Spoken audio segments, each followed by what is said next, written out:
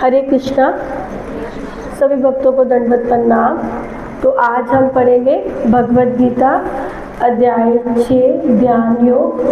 अध्याय 6 का हम 30 नंबर श्लोक पढ़ेंगे। तो सबसे पहले प्रणाम मंत्र। ओम अज्ञानतिमिरान्धस्य ज्ञानाञ्जनशलाकया चक्षुरुन्मीलितं येन तस्मै श्रीगुरुवे नमः। श्रीचैतन्यमनोभीष्टं स्थापितं येन भूतले स्वयं रूपा कदामहं ददाति सपदान्तिकं। वन्देऽहं श्रीगुरु श्रीयुतपदकमलं श्रीगुरुन् वैष्णवांश्च श्रीरूपं साग्रजातं सहगण रघुनाथ वन्दितं तं सजीवं साद्वैतं सावधूतं परिजन सहितं कृष्ण चैतन्य देवं श्रीराधा कृष्ण पादान् सहगण ललिता श्री विशाखा नितांश च। हे कृष्ण करुणा सिंधु दीनबंधु जगतपते गोपेश गोपिका कांत राधा कांत नमस्तुते। तप्त कांचन गौरांगी श्री राधे वृंदावनेश्वरी वृषभानुसुते देवी प्रणमामि हरिप्रिय। वाञ्छाकल्पतरुभ्यश्च कृपा सिन्धुभ्यैव च पतितानां पावनेभ्यो वैष्णवेभ्यो नमो नमः। जय श्री कृष्ण चैतन्य प्रभु नित्यानंद श्री अद्वैत गदाधर श्रीवासादि गौर भक्त वृंद। हरे कृष्ण कृष्ण कृष्ण हरे हरे हरे राम राम राम हरे हरे। हरे कृष्ण कृष्ण कृष्ण हरे हरे हरे राम राम राम हरे हरे। हरे कृष्ण कृष्ण कृष्ण हरे हरे हरे राम राम राम हरे हरे। कृष्णाय वासुदेवाय देवकी नंदनाय च नंद गोप कुमाराय गोविंदाय नमो नमः। ओम नमो भगवते वासुदेवाय। ओम नमो भगवते वासुदेवाय। ओम नमो भगवते वासुदेवाय। हरे कृष्णा।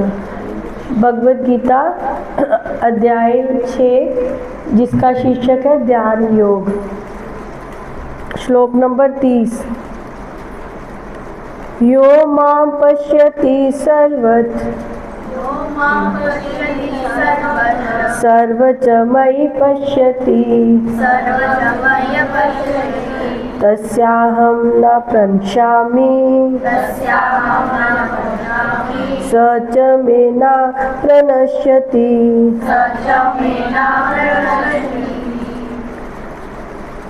अब हम अनुवाद पढ़ेंगे श्रील प्रभुपाद की। जो मुझे सर्वत्र देखता है, सर्वत्र का अर्थ हर जगह, वेरी गुड, देखता है, मुझे देखता है और सब कुछ मुझ में ही देखता है, सब कुछ। उसके लिए ना तो मैं कभी अदृश्य होता हूँ और ना वह मेरे लिए कभी अदृश्य होता है। तो इसमें भगवान कह रहे हैं कि जो मुझे हर जगह देखता है, और दूसरा क्या, जो सब कुछ मुझ में ही देखता है, उसके लिए फिर भगवान कहते हैं मैं कभी अदृश्य नहीं होता, और ना ही वो भक्त कभी मेरे लिए अदृश्य होता है। ये शुद्ध भक्ति, ये ध्यान योग इस चैप्टर का नाम है। योगी जब ध्यान लगाता इस स्थिति पर पहुंच जाता है कि उसको सारी जगह भगवान के दर्शन होते रहते हैं, और साथ ही साथ वो हर जीव में वो भगवान को देखता है। तो ये उस स्थिति का वर्णन किया गया है। ये भगवान से प्रेमा भक्ति के बारे में ये श्लोक है कि प्रेमा भक्ति। तो इस प्रेमा भक्ति में फिर वो क्या करता है, भगवान तक पहुंच जाता है। ये वो वाला स्तर है। तो जब वो इस स्तर में पहुंच जाता है, जब उसे कृष्ण प्रेम प्राप्त हो जाता है, तो वो संसार के बंधनों में कभी भी नहीं फंसता। जब तक हमें कृष्ण प्रेम प्राप्त नहीं ना होगा, तब तक हम संसार के बंधनों में फंसते ही रहेंगे। हमें ऐसा लगेगा वो मेरे लिए अच्छा है, लेकिन ऐसा नहीं है। हमें भगवान की सेवा में रहना पड़ेगा। तो इसीलिए वो कह रहे हैं जिसने कृष्ण प्रेम प्राप्त कर लिया वो संसार में कभी नहीं फंसेगा। तो भगवान कहते हैं फिर वो व्यक्ति ना कभी मेरे से छिपता है, ना मेरे लिए कभी अदृश्य होता है, और ना उसके लिए मैं। क्यों? क्योंकि उसको क्या हो रहा है, हर जगह कौन दिख रहा है, हर जगह भगवान दिख रहे हैं, और हर चीज में उसको भगवान दिख रहे हैं। क्योंकि क्या है, उसकी आंखों में प्रेम का अंजन लगा हुआ है, सुरमा जिसे बोलते हैं, प्रेम का अंजन। तो वो सारे संसार को प्रेम की नजरों से देखता है। तो देखो हम सब में प्रेम की कमी है, हम सब में। अगर प्रेम की कमी ना हो तो फिर तो बस हम भक्त बन जाए, शुद्ध भक्त। हम दोष ज्यादा देखते हैं और गुण कम देखते हैं। तो जो ऐसे संसार को देखता है, कैसे, प्रेम से, जिसकी आंखों में प्रेम का अंजन लगा है, तो ऐसे वो भगवान को देखते हैं, और भगवान का रूप हमेशा उनके सामने उसी तरह ही रहता है।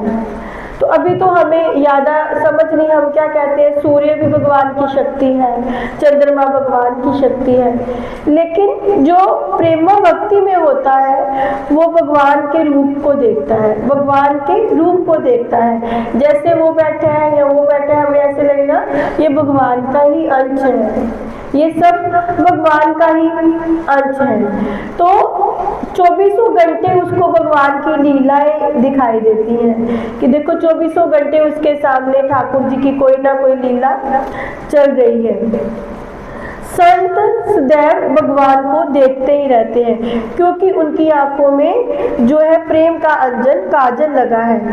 यदि हम देखते हैं इस संसार में, हम देखते हैं कि कोई बहुत बड़ा व्यक्ति है, हम ऐसे एग्जाम्पल में ले कि बहुत बड़ा व्यक्ति, प्रधानमंत्री ले लें या कुछ ऐसे, हम क्या करते हैं, कोशिश करते हैं उससे फोटो, उसके साथ हम एक फ़ोटो क्लिक कर लें। ऐसी हमारी कोशिश रहती है कि हम उसके साथ एक सेल्फी ले लें। तो आप इस बात को सोचो, जब भगवान हमारे साथ चल रहे हैं तो फिर वो कितना बड़ा दिन होगा, और कैसे हम उस दिन को भूल पाएंगे। हम याद करेंगे कि देखो अब क्या है, अब कुछ नहीं चाहिए, क्योंकि भगवान भगवत गीता में वैसे कहते हैं कि ये कौन सा ज्ञान है, किंग ऑफ नॉलेज, सब विद्याओं का राजा है ये। हम कोई भी डिग्री कर ले, कुछ भी कर ले, भगवत गीता का ज्ञान जब तक हमें नहीं होगा तो तब तक हमारी हर डिग्री जो है सब कुछ अधूरा रह जाता है। क्योंकि हम कोई बिजनेस भी चलाना चाहते हैं, कुछ भी करना चाहते हैं ना, तो भगवान ही हमें बुद्धि देते हैं। कई बार क्या होता है, हम अपनी बुद्धि से बड़ी प्लानिंग करते हैं, पूरी रात एक काम के लिए प्लानिंग करते रहते हैं, कल हम इसको ऐसे करेंगे, फिर ऐसे करेंगे, लेकिन फिर भी इतनी प्लानिंग करने के बाद भी कई बार वो कार्य पूरा नहीं हो पाता।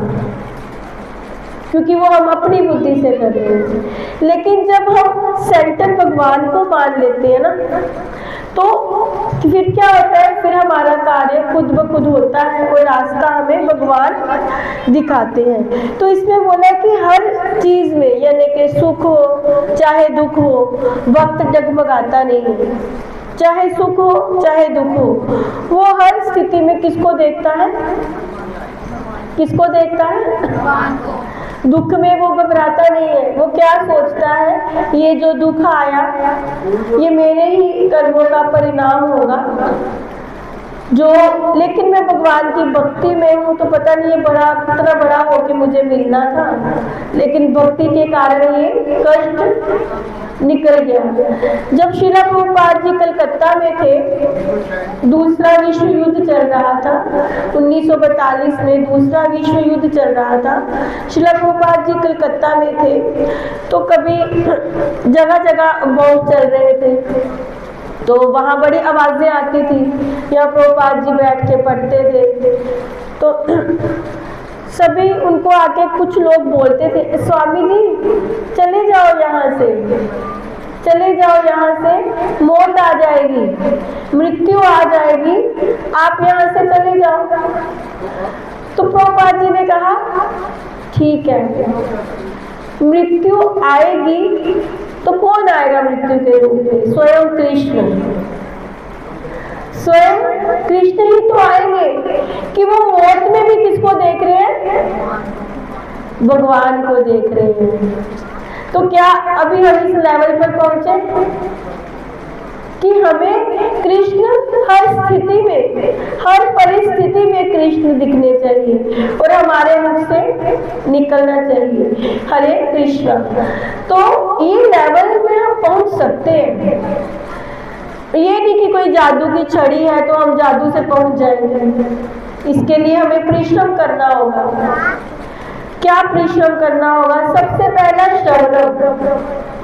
जब तक हम कृष्ण के बारे में, भगवान की लीलाएं, भगवान के ग्रंथ सुनेंगे नहीं ना, तब तक हम दृढ़ निश्चय से जुट नहीं पाएंगे।